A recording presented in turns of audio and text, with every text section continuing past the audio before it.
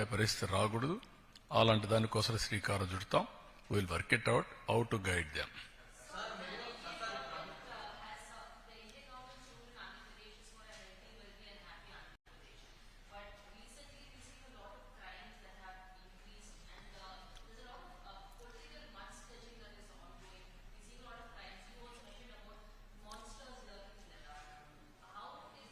Now, can you tell me anywhere in the country,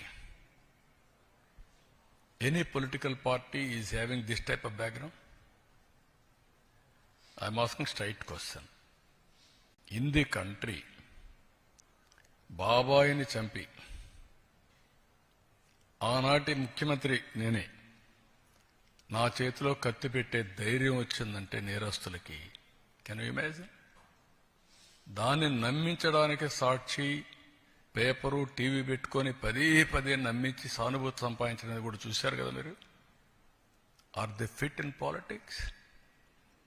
ఏంటి మన తెనాలి? ఎవరు వాడు? Rowdy sheeter. ఎవరు వాడు? గంజాయి బ్యాచ్. వెళ్తావా? మీరు వెళ్తారా? ఎన్ని గుండెలు ఉండాలి మీకు? ప్రజలు మీకు సపోర్ట్ చేయాలన్నా. ఇంకొక పక్క నిన్న పొగాకు. ఏంటి నీ పని? పొగాకుకు నేను చెప్పాను, ఎవరిచ్చారండి? 12,000 రూపాయలు క్వింటాల్కిచ్చి కొనిస్తున్నాం. మా దగ్గర ఎక్స్పర్టైజ్ లేదు, గోడౌన్స్ కూడా లేవు, రైతులు ఇబ్బందుల్లో ఉన్నారు. ఎంతైనా పర్వాలేదు, నష్టం వచ్చినా పర్వాలేదు, కొనాలని కొంటున్నాం. కొంటే మీ బాధ్యత ఏంటి? ఎప్పుడన్నా చేశారా మీరు? బాధ్యత లేకుండా పోయి ఒక 15,000 మందిని ఎసగిపోయి ఇక్కడ ఏం చేశారు? అమరావతి, దేవతల రాజధాని అమరావతి, ప్రజా రాజధాని అమరావతి, వేశ్యల నగరం. ఇది ఎంత కొవ్వెక్కుందండి మీకు? ఇంకా సమర్థించుకుంటారా మీరు? మీరు అడిగిన క్వశ్చన్ చెప్తాను. Can you answer? ఇలాంటి వాళ్ళని మీరేం చేస్తున్నారు? మీడియా. మీ ఇంట్లో ఆడబిడ్డలు లేరా? మీకు తల్లి లేదా? కూతుర్లు లేరా? మీ భార్యలు లేరా? What are you talking? మనకు బ్లడ్ బాయిలింగ్ కాలేదా? ఇలాంటి వాళ్ళు నిన్న దాన్ని డైవర్ట్ చేయడానికి పోయి గొడవ చేస్తారా మీరు? ఈ ఇష్యూని డైవర్ట్ చేయాలా? దీనికి ఏం చేయాలి? ఒక చిన్న గీత ఉంటే ఇంకొక పెద్ద గీత గీయాలి.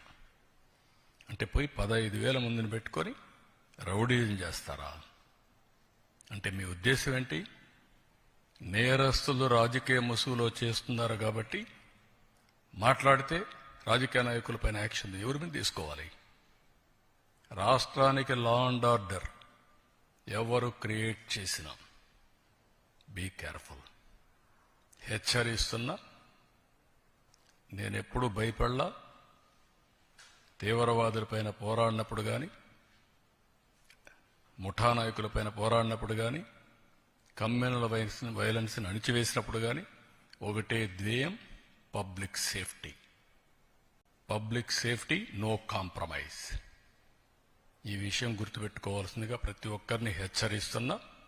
గట్టిగా కూడా చెప్తున్నా. ఎన్నోసార్లు చెప్పా, చేసి చూపిస్తా.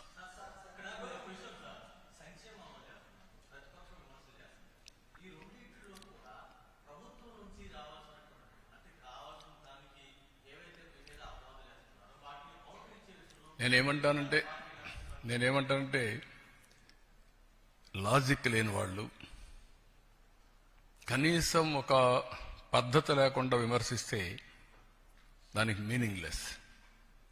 నేను అడుగుతున్నా సమాధానం. నేను 4 పిల్లలకి ఇస్తున్నాను కదా, మీకంటే 3-4 వేల కోట్లు ఎక్కువ ఇస్తున్నాను కదా, 12,000 కోట్ల రూపాయలు ఎక్కువ ఇచ్చాను కదా. ఒక ఎన్టీఆర్ భరోసాలో అన్నా క్యాంటీన్లు పెట్టాం కదా. 6,500 కోట్లు అదనంగా నేను రైతుకు ఇస్తున్నాను కదా. అదే సమయంలో 90% డ్రిప్ ఇరిగేషన్ ఇచ్చాను కదా.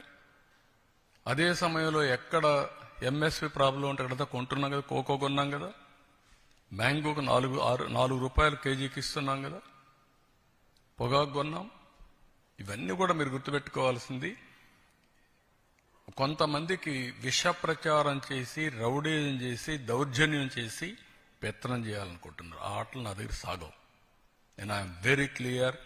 మళ్ళీ చెప్తున్నా, మీ ద్వారా ప్రజలకు కూడా చెప్తున్నా, ఇంతవరకు నా మంచితనాన్ని చూశారు. తోక తెప్పితే మాత్రం పబ్లిక్ సేఫ్టీ కోసం ఎవరిని ఉపేక్షించడం, అందరికీ గుణపాఠం ఉంటుంది.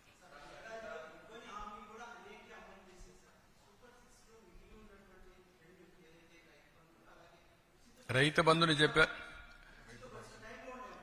చెప్తాను అందుకే. రైతు ఇచ్చేది ఈ అన్నదాత సుఖీభవ 20వ తారీఖున గవర్నమెంట్ ఆఫ్ ఇండియా వేస్తారు. ఫస్ట్ ఇన్స్టాల్మెంట్ మేము కూడా ఆ రోజు చేస్తున్నాం. రేపు ఈ నెలే. రెండోది ఆగస్టు 15న ఆర్టీసీ ఉచిత ప్రయాణ సౌకర్యం కూడా ఉంటుంది. ప్రిపరేషన్స్ అవుతున్నాయి. ఆ రోజు లాంచ్ చేస్తున్నాం. ఆడబిడ్డనిది P4కి లింక్ చేశాం. ఉద్యోగాలు పెద్ద ఎత్తున ప్రయత్నం చేస్తున్నాం. స్కిల్ డెవలప్మెంట్కి కానీ నిరుద్యోగులుంది లింక్ చేస్తాం. కాబట్టి 6 సూపర్ 6 అయిపోయినాయి. గుర్తుపెట్టుకోండి. ఇంకెవడన్నా సూపర్ 6 మాట్లాడితే అతనికి నాలుక మందం తప్ప ఇంకోటి కాదు.